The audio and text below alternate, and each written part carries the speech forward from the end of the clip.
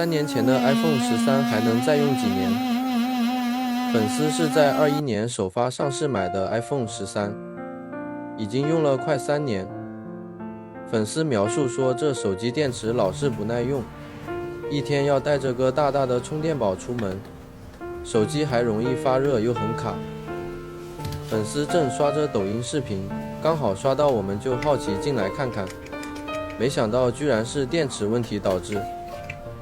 其实手机电池效率低于85%，移植一块大容量电池就好了，也不会出现弹窗和非原厂位置部件提醒，效果使用起来也会更耐用，自己在手机还能查看电池效率的恢复。看到这都是真爱粉了，麻烦给我们手艺人点个赞，点个关注。下面就是移植电芯全部过程，如果视频里面的维修您还满意，刚好您也想换电池，可直接点击我们视频左下角团购，选择最近门店更换下单，全国通用。我们全国1000多家及修匠门店，提供的都是高标准精细化维修，全程现场透明化维修，修得让你满意，用得满意。